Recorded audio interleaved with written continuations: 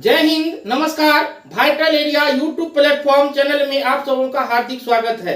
जीवन में सबसे बड़ी खुशी उस काम को करने में है जिसे लोग कहते हैं कि आप नहीं कर सकते हैं, तो आप उसी काम को करिए जिसमें आपकी खुशी हो, आनंद आए। तो आइए, आनंद भरी क्लास में आप सबों का स्वागत है। और अभी के वीडियो सेशन में शुरुआत करेंगे भारतीय राष्ट्रीय आंदोलन।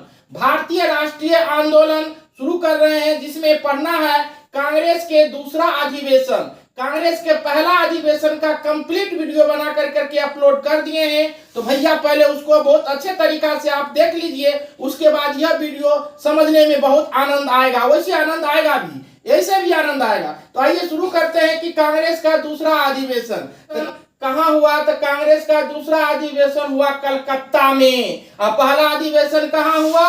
तो बंबई में। होना कहाँ था? तो पूना में। वहां क्यों बंद हो गया? क्योंकि वहां पर संक्रामक नाम का एक बीमारी फैल गया।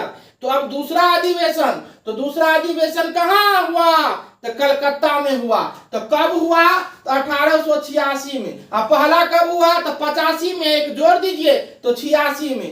पहला का अध्यक्ष कौन बना था? पहला का अध्यक्ष WC बनर्जी। और दूसरा का अध्यक्ष कौन बन रहे हैं? तो महान विद्वान प्रचंड व्यक्ति बन रहे हैं, जिसका नाम है दादा भाई नौरोजी। दादा भाई नौरोजी के बारे में समझते हैं।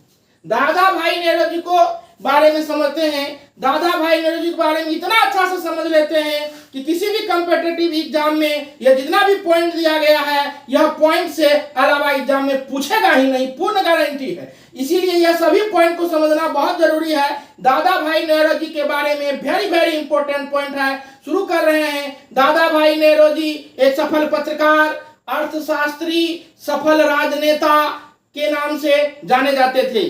पत्रकार, अर्थशास्त्री, सफल राजनेता थे।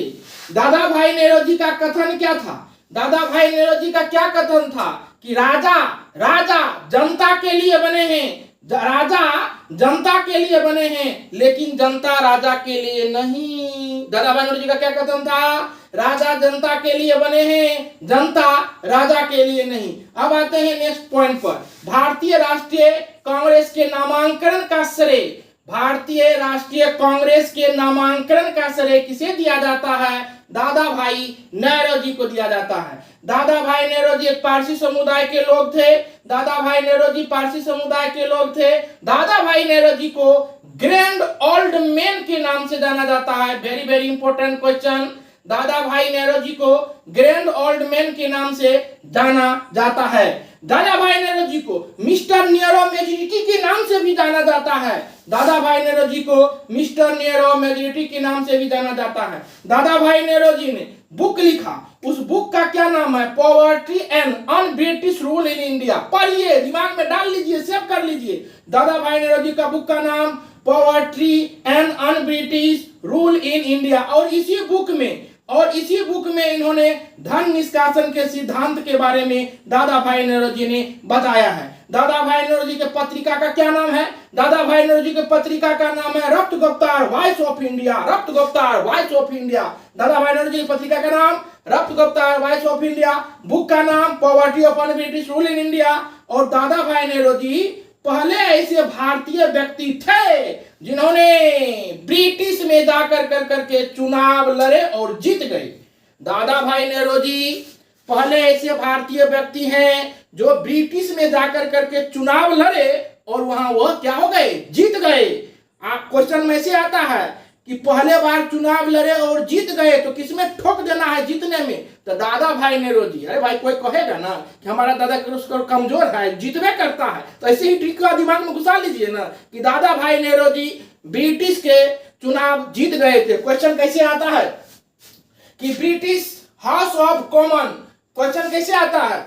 ब्रिटिश हाउस ऑफ कॉमन चुनाव, क्वेश्चन कैसे आता है? ब्रिटिश हाउस ऑफ कॉमन चुनाव में जीतने वाले पहले भारतीय व्यक्ति कौन थे? तो किसमें टिक लगाना है? दादा भाई नौरोजी। क्वेश्चन आएगा कि British house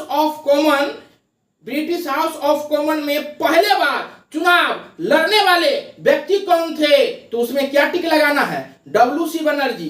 WC Banerjee question आएगा कि ब्रिटिश हाउस ऑफ कॉमन चुनाव लड़ने वाले पहले भारतीय व्यक्ति कौन थे, तो डब्ल्यूसी बनर्जी। लेकिन ऐसे आएगा क्वेश्चन, ऐसे आएगा कि ब्रिटिश हाउस ऑफ कॉमन चुनाव जीतने वाले पहले भारतीय व्यक्ति कौन थे, तो दादा भाई नेहरू। दिमाग में सेटिंग। अब आते हैं नेक्स्ट। दादा भाई नेहरू जी ने पहली बार नेशनल इनकम के बारे में बताया था। दादा भाई नेहरू जी ने पहली बार नेशनल इनकम के बारे में बताया था। ये भी दिमाग में फिट कर लीजिए कि घर में कुछ होता है, इनकम का दिक्कत होता है, तो सबसे पहले कौन बोलता है, तो दादा ने बोलता है इनकम का दिक्कत हो गया। तो ऐसे ही दिमाग में फिट कर लीजिए कि दादा भाई नेहरू जी ने पहले बार नेशनल इनकम के बारे में बताया था। आते हैं नेक्स्ट बार, धन निष्कासन सिद्धांत के बारे में बता दिए हैं। दादा भाई नेहरू जी का एक नारा था, स्वराज का नारा देकर उन्होंने क्या किया, शासन की मांग की। दादा भाई नेहरू जी का नारा, स्वराज का नारा देकर उन्होंने शासन की मांग की। दादा भाई नेहरू जी ज्यादा बार ऐसा क्वेश्चन आएगा कि ज्यादा बार भारतीय राष्ट्रीय कांग्रेस के अध्यक्ष कौन बने थे, ज्यादा बार दादा भाई नेहरू जी। ज्यादा बार में दादा भाई नेहरू जी। और लंबे समय में भारत के पहले शिक्षा मंत्री अबुल कलाम आजाद। और ज्यादा आएगा दादा भाई नेहरू जी, और लंबे समय तक आएगा तो अबुल कलाम आजाद। ये दो बात दिमाग में फिट कर लेना है। ये जितना भी पॉइंट बताया गया है बहुत इंपॉर्टेंट पॉइंट है। अब हम आते हैं इधर वाला बात बताते हैं। देखिए, दूसरा अधिवेशन खत्म हुआ और तीसरा अधिवेशन यहाँ पर लिखा हुआ है बहुत बढ़िया तरीका से। तो बढ़िया तरीका से लिखा हुआ है तो कॉपी में नोट भैया आप भी बना लीजिए। हम भी बहुत अच्छे तरीका से नोट बना करके ही आपको समझा रहे हैं बेहतरीन तरीका से। आते हैं तीसरा अधिवेशन। कांग्रेस के तीसरा अधिवेशन कहाँ हुआ, तो कांग्रेस के तीसरा अधिवेशन हुआ मद्रास में। पहला कहाँ हुआ, बंबई में। दूसरा कहाँ हुआ, कलकत्ता में। और तीसरा कहाँ होता है, तो मद्रास में। क्या गो अक्षर है देखते हैं ना, समझिए, कहिएगा 4 गो है, इसको हटा दीजिए, 3 गो नहीं है, तो ध्यान में रखना चाहिए ना। 3 गो अक्षर। मद्रास, तीसरा अधिवेशन कहाँ हुआ, मद्रास में। कब हुआ, तो पहला हुआ 85 या दूसरा 86 या तीसरा 87। तो तीसरा अधिवेशन 87 में। अध्यक्ष बार बार बदलते गए, तो इसका अध्यक्ष कौन आ रहे हैं, तो सैयद बदरुद्दीन तैयब जी। 2-4 में बोलिएगा ना तो याद हो जाएगा।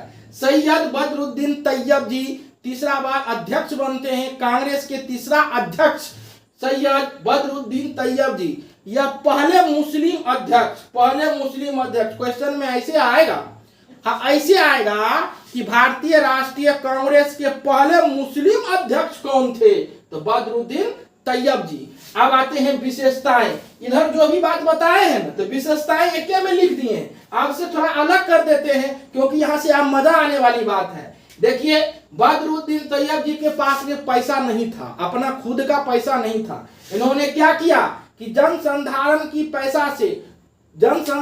पैसा से चंदा चुटकी कर करके पैसा को इकट्ठा किया और जन संधारण की पैसे से भारतीय राष्ट्रीय कांग्रेस के तीसरा अधिवेशन संपन्न हुआ। क्वेश्चन आएगा कि जन संधारण पैसे से कौन सा अधिवेशन संपन्न हुआ, तो तीसरा अधिवेशन संपन्न हुआ जन संधारण की पैसे से। जब लोग आए तो बैठे अधिवेशन में, तो सारे लोगों का मौका मिला और क्षेत्रीय भाषा में भाषण दिया गया। जो जिस क्षेत्र के हैं आइए अपना दुख तकलीफ यहाँ पर बोलिए और अपना भाषण दीजिए, ताकि उस भाषण को बहुत ध्यान पूर्वक से, गहराई पूर्वक से समझा जाएगा और बुझा जाएगा, तभी नहीं ब्रिटिश सरकार के अंदरूनी बातों का पता चलेगा। अब आते हैं नेक्स्ट पॉइंट। यहाँ पर बार बार सरकार की आलोचना किया गया, तो क्वेश्चन ऐसे आता है कि ब्रिटिश सरकार को बार बार सरकार की आलोचना किस अधिवेशन में किया गया, तो तीसरा अधिवेशन बदरुद्दीन तैयब जी की अध्यक्षता में। और इसके अध्यक्षता में आर्म्स एक्ट के प्रस्ताव भी पारित किया गया। बदरुद्दीन तैयब जी की अध्यक्षता में आर्म्स एक्ट के प्रस्ताव पारित किया गया। जब आर्म्स एक्ट के प्रस्ताव पारित किया जा रहा था, तो एओ ह्यूम ने इसका क्या किया, विरोध किया। एओ ह्यूम ने क्या किया, विरोध किया। तो तीसरा अधिवेशन से ही ब्रिटिश सरकार कांग्रेस के विरुद्ध हो गए। तीसरा अधिवेशन से पूरा कट्टर विरोधी हो गए कांग्रेस के, क्योंकि उसको पता चल गया कि धीरे धीरे धीरे धीरे धीरे धीरे मेरा पोल समझ रहा है, एक दिन हमको भारत से यहाँ से भगा देगा, यहाँ से हमको निकाल दे, तो भाग तो जाएगा ही, जो गलत करेगा तो भागवा ना करेगा, लेकिन उसको दिमाग में घुस गया ना, किसको, तो ब्रिटिश सरकार को। तो तीसरा अधिवेशन से, है ना, ब्रिटिश सरकार क्या किया, कांग्रेस के विरुद्ध हो गए भैया।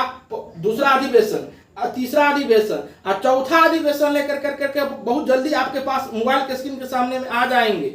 वीडियो हमारी अच्छी लग रही है तो वीडियो के लिंक को कॉपी कर करके फेसबुक, व्हाट्सएप, टेलीग्राम सभी जगह फैला दीजिए, ताकि इतना सुंदर वीडियो सबको पहुंच सके। और अंत में एक प्यारा प्यारा सा कमेंट कर दीजिए, बहुत अच्छा तरीका से एक बार कमेंट हम आपको देखना चाहते हैं, एक बार कमेंट कर दीजिए। जय हिंद, मिलते हैं नेक्स्ट वीडियो में।